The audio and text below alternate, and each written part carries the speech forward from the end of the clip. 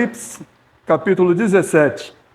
Irmãos, nós estamos no final já do livro de Apocalipse. Nós entramos agora na sexta e penúltima sessão paralela do livro de Apocalipse. Nessa sessão, nós vamos falar da queda da Babilônia e a queda de todos os inimigos de Cristo e de sua noiva em ordem inversa a que eles aparecem. Primeiro, no capítulo 12, aparece o dragão. No capítulo 13 aparece a besta que sobe do mar, que é o anticristo, e a besta que sobe da terra, que é o falso profeta. A Babilônia ela já tinha sido citada no capítulo 14 e no capítulo 16, e agora ela aparece sendo demonstrada no capítulo 17. Quando a gente entra no capítulo 18, a Bíblia já mostra a queda da Babilônia, e em decorrência, a queda de todos os inimigos de Cristo, até a sua vinda fragorosa, poderosa, no meio das nuvens, convidando a gente para estar com ele. Então, nós atravessamos os 7 candeeiros, os 7 castiçais, nós atravessamos a visão dos 7 selos, nós atravessamos as 7 trombetas, o dragão perseguidor e a mulher, a noiva, a mulher, né? Nós atravessamos agora, por último, as 7 taças, e entramos, então, na sexta sessão, que é a queda da Babilônia. Amém? Amém. Eu vou ler aqui com você, vou te pedir ajuda no versículo 13, tá bom? Versículo 13 eu vou pedir para alguém ler para mim. Então, vamos lá. Um dos 7 anjos que derramaram as 7 taças, Apocalipse 17, se aproximou e disse: venha comigo, e eu lhe mostrarei o julgamento da grande prostituta que governa sobre muitas águas. Os reis da terra cometeram adultério com ela, e os habitantes da terra se embriagaram com o vinho de sua imoralidade. Em algumas traduções vai estar prostituição ou fornicação. Então o anjo me levou no espírito para o deserto, onde vi uma mulher montada numa besta vermelha, coberta de blasfêmias e com 7 cabeças e 10 chifres. A mulher estava vestida de púrpura e de vermelho, e enfeitada com joias de ouro, pedras preciosas e pérolas. Tinha na mão um cálice de ouro cheio de abominações e das impurezas de sua imoralidade. Em sua testa estava escrito um nome misterioso: Babilônia, a grande, a mãe das prostitutas e das abominações da terra. Vi que ela estava embriagada com o sangue do povo santo, o sangue das testemunhas de Jesus. Tomado de espanto, olhei fixamente para ela. Por que você está espantado? O anjo perguntou. Eu lhe explicarei o mistério desta mulher e da besta, com 7 cabeças e 10 chifres, na qual ela está montada. A besta que você viu esteve viva, mas agora não está mais. E, no entanto, em breve subirá do abismo e irá para a destruição. A versão da ACF ela é boa, que ela fala assim, ó: a besta que vistes foi e já não é. E há de subir do abismo e irá à perdição. E os que habitam na terra, cujos nomes estão escritos no livro da vida desde a fundação do mundo, os nomes não estão escritos, melhor dizendo, se admirarão vendo a besta que era e já não é, mas que ainda é. Verso 9. Aqui é preciso pensar com sabedoria. As 7 cabeças da besta representam os 7 montes onde a mulher governa. E também representam 7 reis. 5 deles já caíram. O 6º está governando e o 7º ainda não veio. Mas seu reinado será breve. A besta que esteve viva, mas agora não está mais, é o 8º rei. É como os outros 7 também, caminha para a destruição. Alguém leu o 12 e o 13, por favor? 10 chifres que viste são 10 reis, que ainda não receberam o rei, mas receberão o poder como reis, por uma hora, juntamente com a besta. E este tem o mesmo tempo. Entregarão o seu poder à autoridade à besta. Estes combaterão contra o poder. O poder os vencerá, porque o Senhor é o rei dos reis.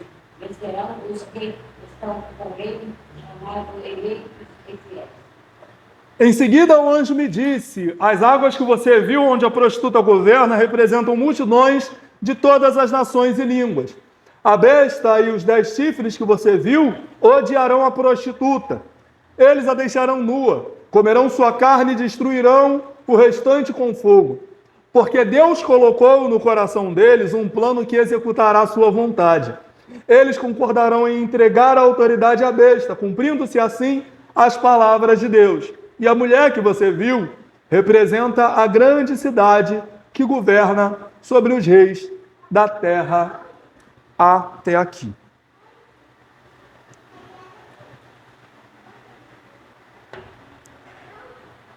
O capítulo 17, ele é dividido em 3 partes. É legal quando eu começo a falar dessas divisões, eu vejo a cara de vocês, é engraçado. Mas ele é dividido em 3 partes. Do 1 ao 7 é a apresentação dessa mulher, essa Babilônia, que nós vamos falar sobre ela. Do 8 ao 13, nós encontramos a descrição da besta. E do 14 ao 18, a vitória de Jesus sobre a besta e sobre a mulher. Na verdade, sobre os seus inimigos. Ok? Então, leia o capítulo 17, dividido aproximadamente nessa estrutura. 1 ao 7, 8 ao 13 é a apresentação da besta, 8 ao 13. Isso, 8 ao 13 é a apresentação da besta, a descrição da besta, e do 14 ao 18 é a vitória de Cristo sobre os seus inimigos. Aqui, nessa altura, eu trouxe minha caneca para vocês verem, ó. Coisa chique. Ganhei também uma caneca. Aqui é revelado para a gente como o diabo tenta mimetizar a obra de Deus. Por quê? No princípio, Deus criou os céus e a terra. A terra era sem forma e vazia, e o Espírito do Senhor pairava sobre a face das águas. Lá em Gênesis capítulo 1, verso 1, 2, verso 1 e 2. Quando você vai para João capítulo 1, João ele começa a descrever Jesus de que forma? No princípio era o Verbo, e o Verbo estava com Deus, e o Verbo era Deus. Ele criou todas as coisas e nada do que foi feito sem ele se fez. Aí você vê que Deus, em Gênesis 1, ele cria tudo pelo poder da sua palavra. Quem é a palavra de Deus? Então quem criou todas as coisas? O próprio Cristo. Já tinha Deus, já tinha o Espírito de Deus e já tinha a palavra de Deus, que é o Cristo manifesto. Aparece então a Trindade Santa. Obviamente, a palavra Trindade, ela não aparece na Bíblia. Ela não se consta em um versículo, mas numa construção teológica.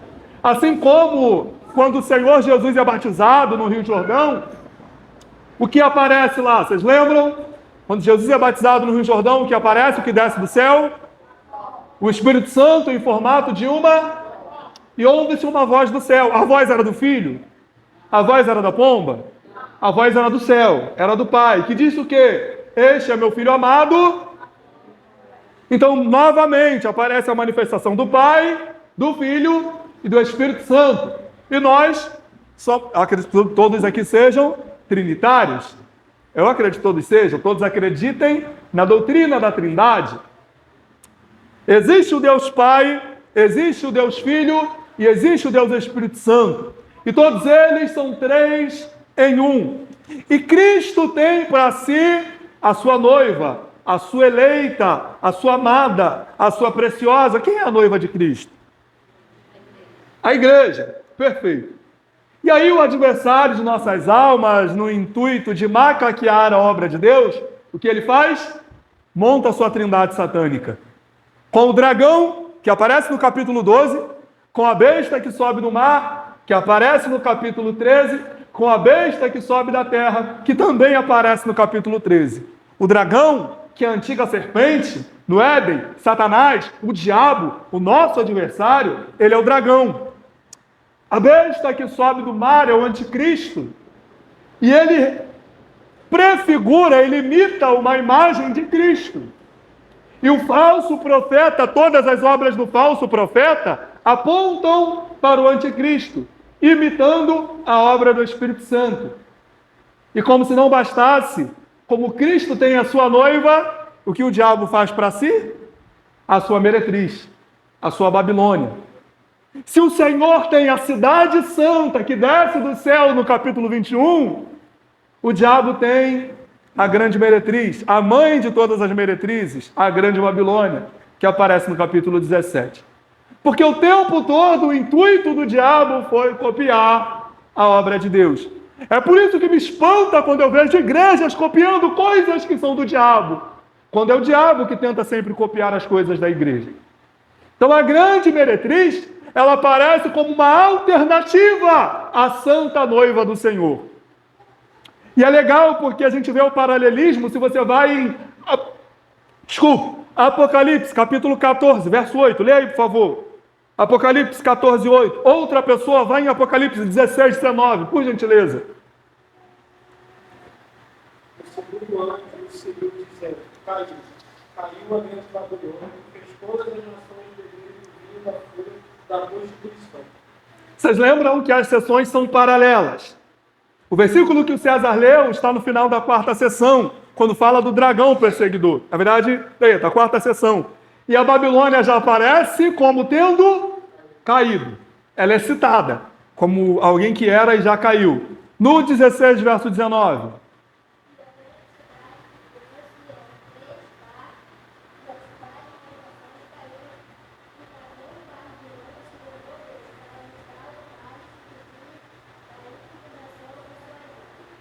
Novamente, aparece a grande cidade no final da sexta sessão, acontecendo o quê?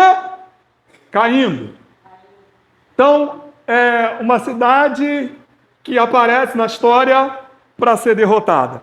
Ao final das duas sessões anteriores, ela aparece sendo derrotada, sendo destruída, caindo. E o que é então essa Babilônia? Ela é todo o sistema religioso, econômico, político que se opõe contra o Cristo e contra a sua igreja. Essa é a Babilônia. A Babilônia não é o mundo. A Babilônia é a falsa igreja. E econômico, que se levanta contra o Cristo e contra a sua noiva. Essa é a Babilônia.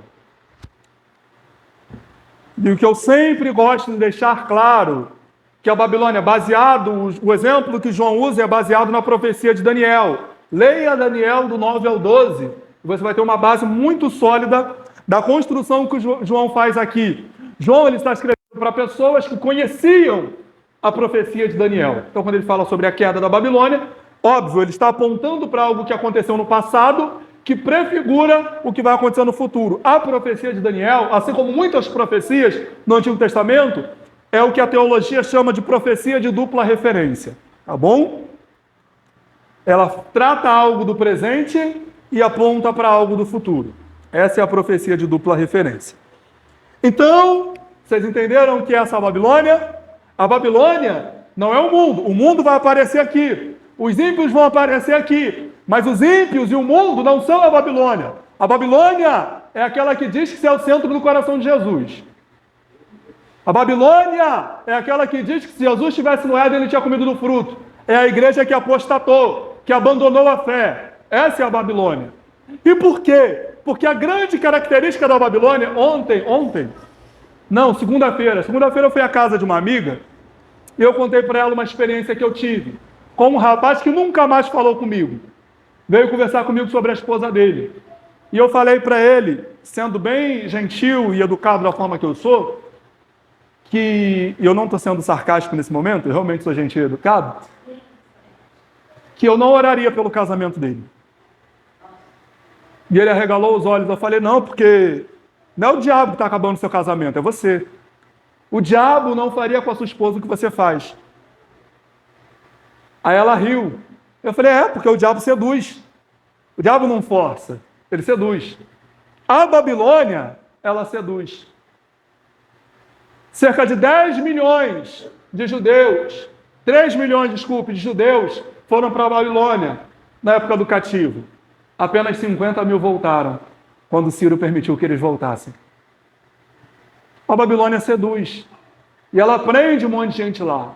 Precisa conhecer alguém que está na Babilônia, irmão? Deixa a pessoa lá não.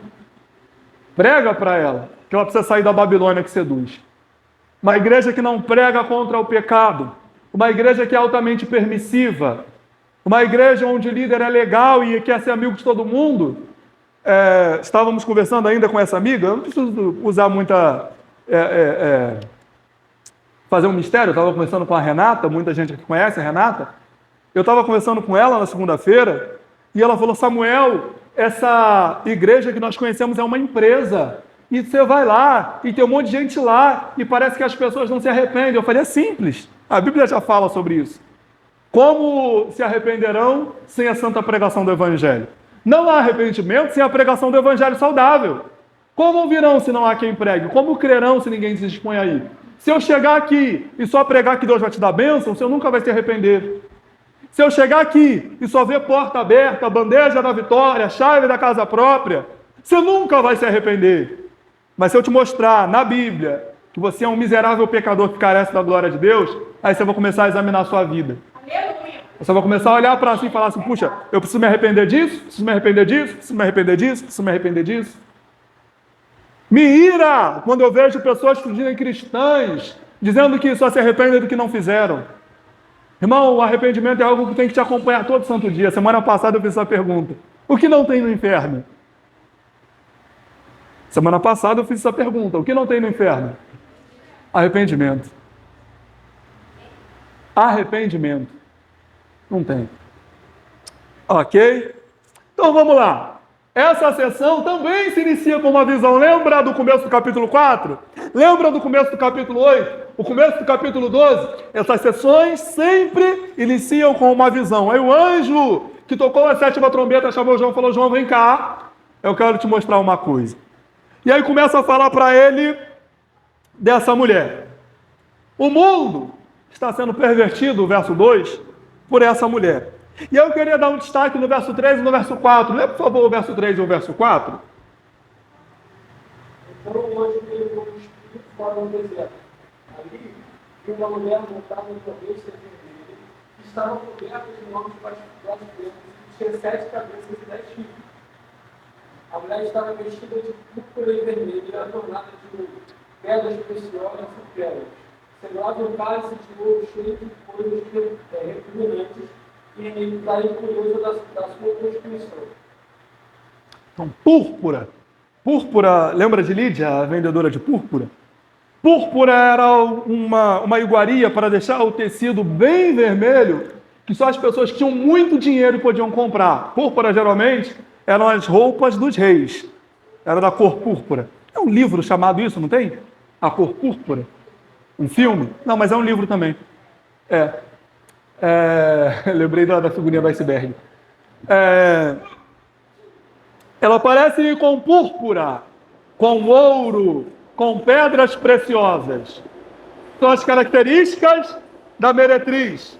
Pedras preciosas, joias de ouro e púrpura, que era a roupa dos reis. É o que orna essa meretriz. Vai lá em Apocalipse 12, vamos ler o verso 1 e o 2? Apocalipse 12, verso 1 e o 2. Viu-se um grande sinal no céu, uma mulher vestida de sol, tendo a lua debaixo dos seus pés e uma coroa de 12 estrelas sobre a sua cabeça. E estava grávida, com dores de parto, e gritava com ânsia de dar a luz. Quem é essa mulher do capítulo 12? No capítulo 12. A igreja. O povo de Deus. A melhor definição seria povo de Deus, que hoje é a igreja. Mas a essa altura, quem era o povo de Deus? Israel.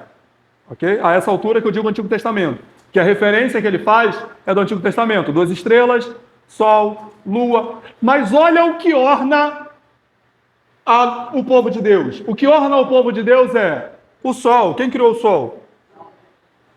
Amém. Ela está sob os seus pés com a lua. Quem criou a lua?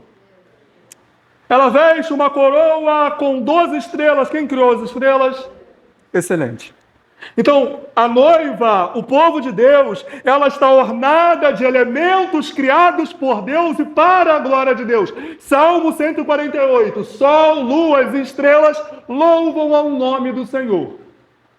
Mas a meretriz está vestida de púrpura, ouro, pedras preciosas. Elementos que se compram. Elementos que se pagam. Não foram criados por Deus, foram criados por homem.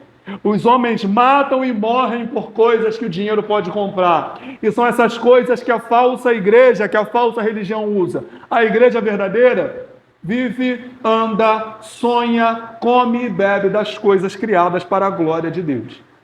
Olha a diferença de como se orna a noiva e como se orna a meretriz. Por isso que locais que valorizam muito o ter, valorizam muito o possuir, que pregam que se você não tem, você não é abençoado por Deus. Se você não tem... E hoje alguém me mandou um vídeo de um pastor, e eu fiquei impressionado com esse vídeo, dele falando sobre a teologia coaching. Teologia coaching está no auge, tá? No alto, lá em cima. E ele falou, olha, eles pregam muito resultado. E ok, pregar resultado. Mas ter resultado não significa ser aceito. E é exatamente isso. O local que te prega muito ter, busque bênção. Venha para cá porque nós temos a campanha da nota de R$2. O local que prega muito ter, ela está mais parecida com a noiva ou com a meretriz? Então, cuidado. Porque a meretriz foi criada para se parecer com a noiva. Mas continua sendo meretriz. Esse é o cuidado que nós temos que ter. Irmão, a apostasia é o abandono da fé cristã. Paulo, na sua segunda carta aos Tessalonicenses, falou que o anticristo vai aparecer no período de maior apostasia. A apostasia não é o mundo. A apostasia é o abandono da fé cristã, como ela é. Então, cuidado. Porque tem lugares que parecem ser noiva, mas, na verdade, vamos continuar?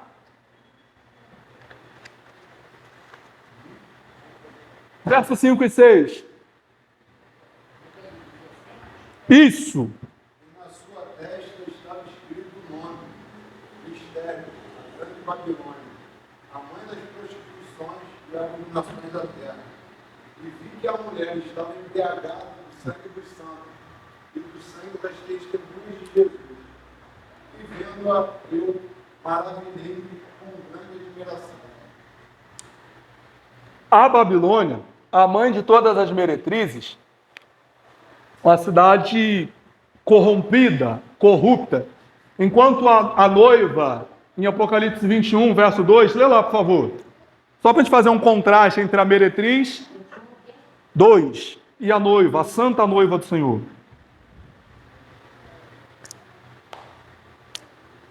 E eu, João, vi a santa cidade, a nova Jerusalém, que de Deus descia do céu, preparada como uma esposa adornada para o seu marido. Preparada como uma esposa adornada para o seu marido. A meretriz, a mãe das grandes devassidões, ela é rica de elementos do mundo. A noiva, ela desce do próprio Deus. Faça uma comparação entre a noiva e a meretriz, a mãe de todas as abominações. A palavra utilizada no grego é a palavra porneia. E a palavra porneia, ela tem como definição qualquer coisa que não seja o relacionamento sexual instruído pela Bíblia. Qual é o relacionamento sexual instruído pela Bíblia? Homem e mulher no casamento. Qualquer coisa diferente disso é pecado e condenado pela palavra. Qualquer coisa diferente de homem e mulher no casamento é pecado. Tá? Então, homens com outros homens, pecado. Assim como mulher com mulher, pecado. Assim como homem e mulher fora do casamento, pecado. Assim como uma mulher sozinha ou um homem sozinho, pecado. E aí eu não preciso entrar em detalhes. Amém? Então a palavra porneia significa ou fornicação ou prostituição, a imoralidade sexual que vai aparecer em algumas versões da Bíblia. Que foi, Hélio? Já era, que teu nome saiu aqui na gravação. Todo mundo vai saber que nessa parte você teve uma reação assim, diferente. Olha o verso 8. Esse verso 8 é legal, né?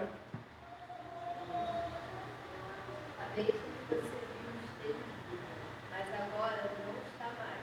No entanto, em breve virá para o irá para a destruição. Os habitantes da terra, cujos nomes não foram escritos no livro da vida, desde a criação do mundo, ficarão admirados como reaparecimento da besta que havia no mundo. Irmãos, pense comigo na época. Tudo bem que esses versículos não saíram na caixinha de promessa, não. A caixinha de promessa ela foi substituída pelo versículo do dia do aplicativo. Tem o versículo do dia lá. Na semana Paula ela parou de publicar o versículo do dia há alguns anos e agora ela publica o capítulo do dia. Ela bota o capítulo todo. Tu só vai isolar o texto se tu quiser. Se tu não quiser, tu não vai isolar o texto. Tá todo bloco, tá todo lá. E aí uma pessoa virou para mim, você acredita que uma pessoa virou para mim e falou assim, ela acha que alguém vai ler? Eu falei assim, bem, ela não tem responsabilidade de fazer ninguém ler. Ela tem responsabilidade de pregar. Se as pessoas vão ler ou não vão ler, estou falando sério, perguntaram isso para mim. Se as pessoas vão ler ou não vão ler, isso é com cada um. Não é responsabilidade dela. A responsabilidade dela é continuar enviando. Glória a Deus. Então, continua. Envio o capítulo. Quando eu tenho tempo, eu paro para ler. Mas imagina que uma pessoa abra o aplicativo do versículo do dia e caia nesse versículo 8 aqui do capítulo 17. A besta que era, já não é, mas ainda é. E vai voltar a ser. Irmão, a pessoa rasga o papelzinho da caixinha de promessas e vai embora. Se ela não estiver construindo todo o entendimento como nós estamos construindo aqui, ela vai falar, não, isso aqui não foi Deus, não. Aquele negócio que você abre a Bíblia assim, ó. Vou abrir a Bíblia, o versículo que caía, Deus falando comigo. Aí tu abre e cai Mateus 1, genealogia. Aí tu fecha de novo, porque genealogia não é...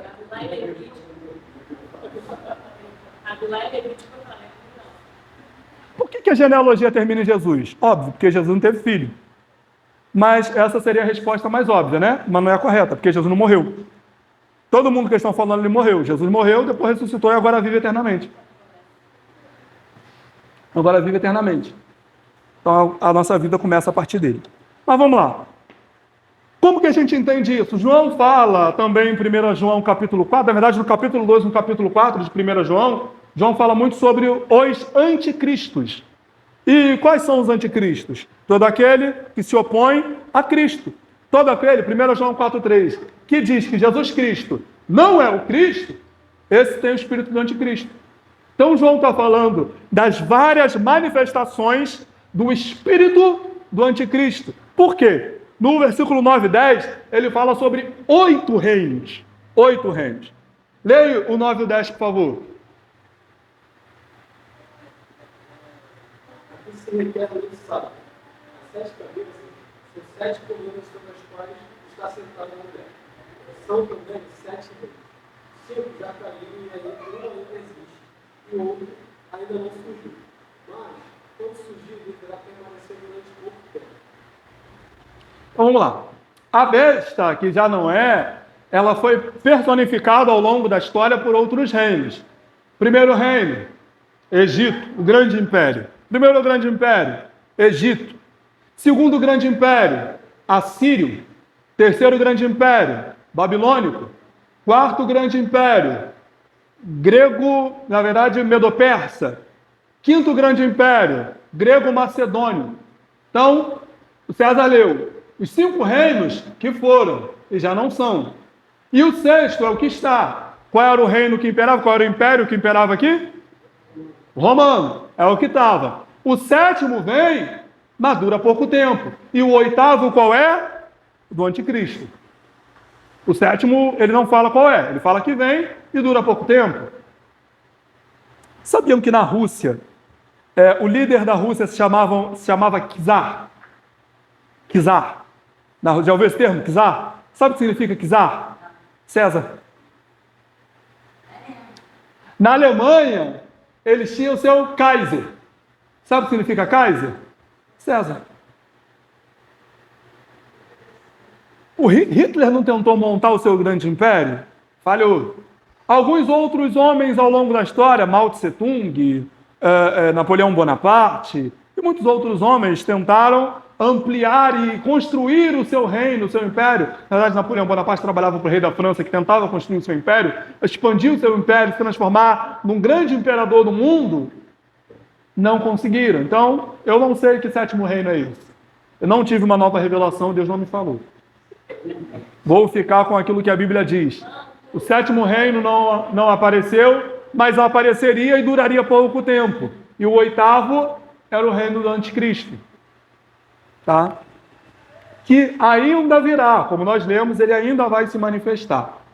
E aí Paulo deixa isso bem claro em 1 Tessalonicenses, que o anticristo, ele não vai aparecer sem que todo o cenário político, social, econômico esteja preparado para que ele surja. Será alguém que terá poder político, será um líder político. Essa é a grande decepção dos judeus com Jesus, porque Jesus ele falou, meu reino não é aqui. E aí esperavam um líder político e pense bem comigo, isso acontece até hoje. As pessoas se decepcionam com Deus por coisas que ele não prometeu fazer. Leram errado o livro de Isaías e pensaram, puxa vida, virá um grande libertador que nos livrará do cativeiro romano. Por uma má interpretação.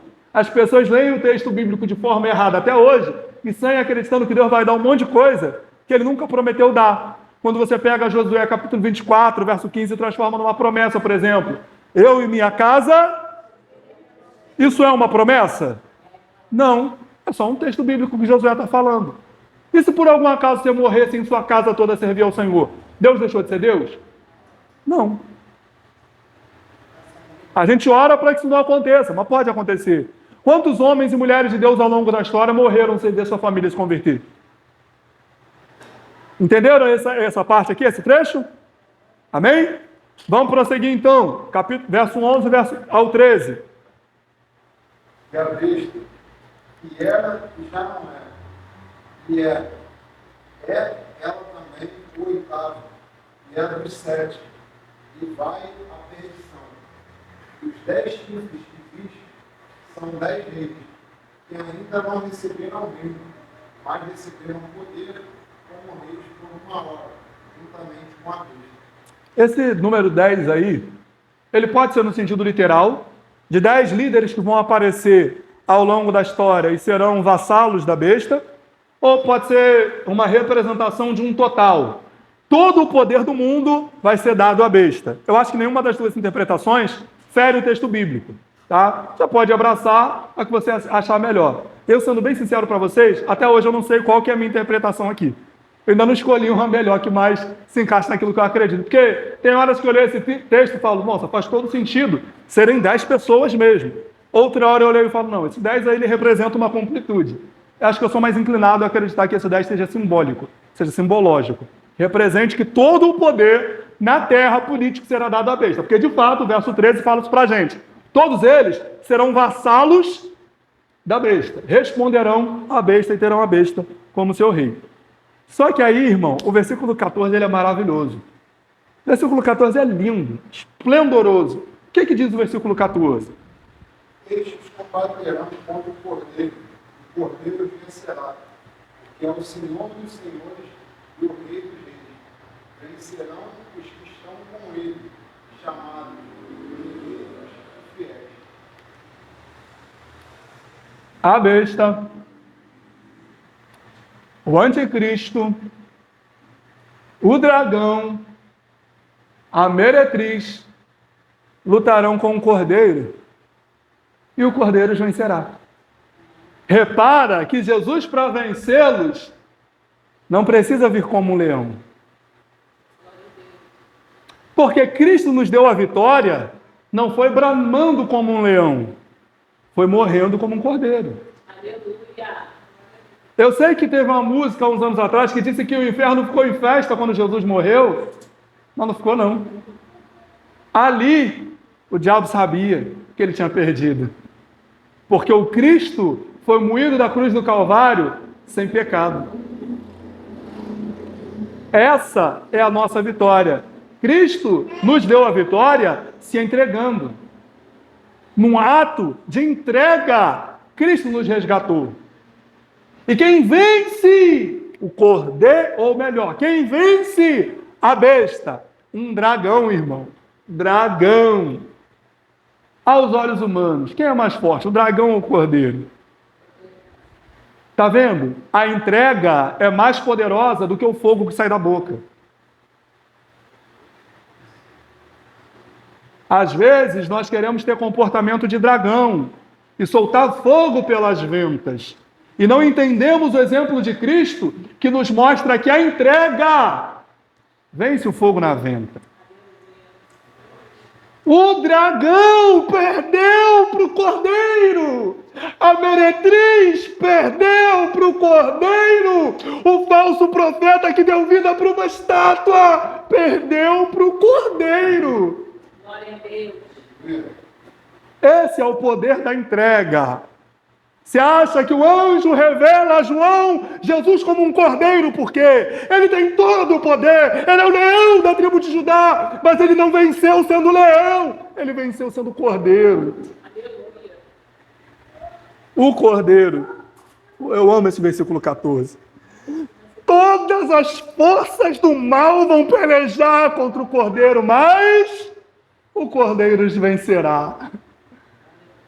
Mas quem? Os que estão atrás do cordeiro.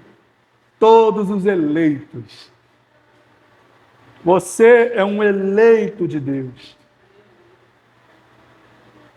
Você não escolheu Jesus, Jesus escolheu você. E aí existe aquela grande discussão, a eleição é uma doutrina bíblica. Existe aquela grande discussão em cima da eleição e as pessoas gostam de discutir o livre-arbítrio. Só que eu não tenho problema com arbítrio, eu tenho problema com o livre. Arbítrio eu acho que você tem. Eu acho que você escolhe. Só que o homem é inclinado para o mal. Nós somos escravos da nossa carne pecaminosa. Então eu não sou livre uma vez que o pecado me fez escravo. Se eu não sou livre, a minha escolha está condicionada. A minha escolha também não é livre. Então, a pergunta não é se eu escolhi a Deus. Embora Jesus tenha dito, vocês não me escolheram, eu escolhi a vós. A pergunta é, por que eu escolhi a Deus? Porque Ele mesmo me levou a escolhê-lo. Eu só pude amá-lo porque Ele me amou primeiro. E Ele, tendo me amado primeiro, fez com que o meu coração pecaminoso, podre, sujo, conseguisse amá-lo também. Mas vamos lá, eleito. Vamos terminar. Do verso 15 ao verso 18. Então o anjo me disse: as águas que você viu, onde está sentado no espírito, são troncos, multidões, nações e línguas. A besta de 10 chifres que você viu, odiarão a prostituta. Eles a levarão à ruína e a deixarão nua, comerão a sua carne e destruirão com o fogo, pois Deus, onde o coração deles, deseja de realizar o propósito que ele tem, levando-os a concordar e amar a Deus, o poder que eles têm para reinar até que se cumpra as palavras de Deus. A mulher que você viu é a grande cidade que reina sobre o reino da terra. Como que os inimigos de Deus começam a perder a batalha? Você lembra uma vez quando os fariseus disseram que Jesus expulsava demônio pelo poder de demônio? Olha lá, esse é expulso pelo poder de Beelzebul. Aí o que Jesus diz? Olha, se o diabo expulsa o diabo, a casa está dividida. E reino dividido, eu tenho para mim que ele está dando um spoiler no final. Porque é exatamente o que ele faz. O verso 17 diz que Deus colocou no coração de cada um dos seus inimigos um desejo que cumpre a vontade do próprio Deus. Porque é a besta que vai destruir a meretriz. E eles começam a se destruir. Por quê? Porque o reino dividido não subsiste. Eles começam a se destruir. E esse desejo de autodestruição do reino do mal foi o próprio Deus que planejou. Então, Deus, irmão, é um negócio muito doido. Romanos, capítulo 11, verso 33, Paulo diz isso. Eu não canso de citar esse versículo. Insondáveis, inescrutáveis são os caminhos do Senhor. É um negócio que a mente humana não vai acompanhar. Não vai acompanhar. Não vai. Deus antes da fundação do mundo, destinou seu Filho a morrer na cruz do Calvário por nós. É um negócio doido. E agora, como a serpente foi levantada no deserto, assim importa que o Filho do Homem seja levantado, e todo aquele que olhar para ele será salvo. Isso é doido demais. Na minha cabeça, Paulo disse, a loucura de Deus é mais sábia do que a sabedoria de todos os homens. É um negócio que eu não consigo acompanhar, irmão. E aí o plano de Deus, ele é manifesto aqui, porque os inimigos do Senhor, os inimigos da igreja, vão começar a se destruir. E isso era o intuito de Deus. Porque reino dividido não subsiste, não permanece. Então, irmão, nada, absolutamente nada foge do controle do nosso Deus. Ainda que a situação seja turbulenta diante dos nossos olhos, nada foge do controle do nosso Deus. Nada. Lá no livro de Mateus, eu não me lembro o capítulo, acontece no capítulo 14, se eu não me engano é o verso 51, a Bíblia vai dizer que os discípulos não tinham entendido a multiplicação dos pães e dos peixes. Aí Jesus tacou ele no meio de um mar.